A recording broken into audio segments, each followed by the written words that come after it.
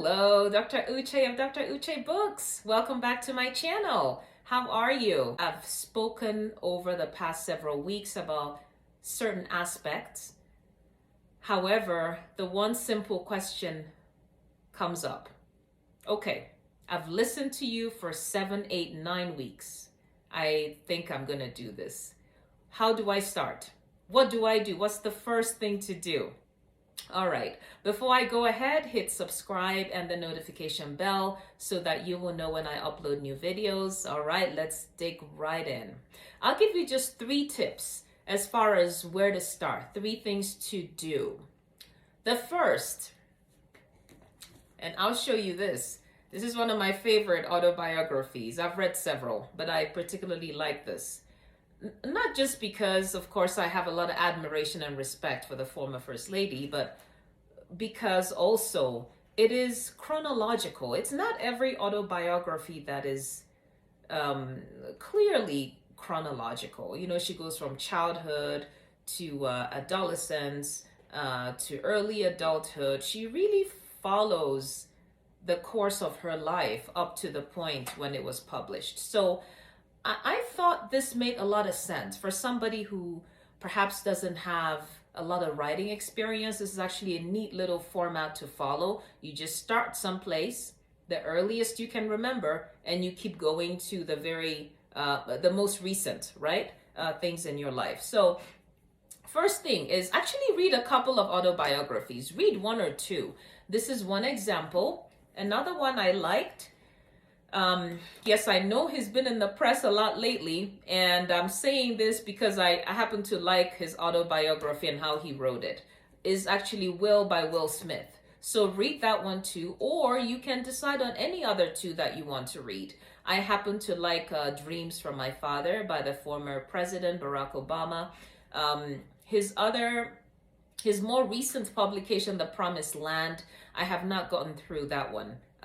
It's a little bit of politics in that one, but basically Becoming, Will by Will Smith, and Dreams from My Father are 3 autobiographies that I liked. So read 1 or 2 because it's going to inspire you. It's going to help you see the humanity behind these celebrities and famous people. And you will actually see how the small print is put in the book, how little things you may not realize are actually important in an autobiography. Okay, so that's the first thing I would suggest to you is read a couple. Okay, the second thing is start talking to people who knew you early in life, your parents, your aunties, your uncles, your grandparents, and instead of just talking to them, actually take down notes. Okay, take down some notes. What do they remember? What was your character as a child? Where did you go to school? The things you've forgotten. Start asking them questions. Older siblings, cousins. So that's the second thing to do. Start asking people who knew you early and actually start writing things down. All right. What's the third thing? I talked about this in another video, and I'm going to say it again. Decide. Carve out time. So carve out what time in a day do you have, or what period in a day do you have protected time?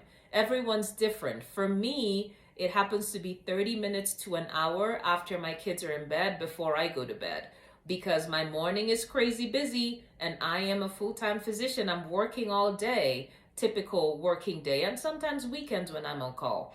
And then after that, we have to do kids' homework and make sure dinner's done, make sure everybody's day is discussed and address all that, and then make sure everybody is tucked into bed. And I like them to go to bed early, my kids, so they can wake up bright and early the next day. So between them going to bed about 8 or 8:30, usually more like 8:15, 8:30, and me going to sleep 9:30, 10 is really my protected time. I use some of that time to do a few things, but most of it, 30 minutes to an hour, I can pretty much sit down and just do some stuff, okay? That I like to do, that is not work, that is not kids necessarily. I love to read. That's when I might read, and so on and so forth. So carve out your time. That's the third thing, okay? So let's backtrack.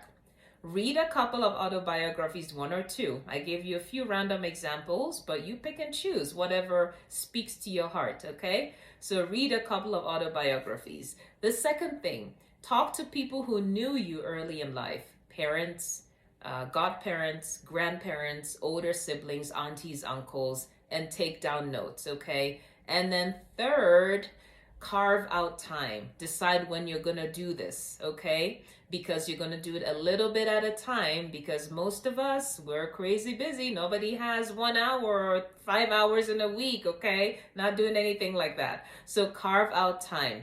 And then fourth, I want to challenge you to use a framework. This is a manual that is available on Amazon that I published, and it is a framework because it has questions.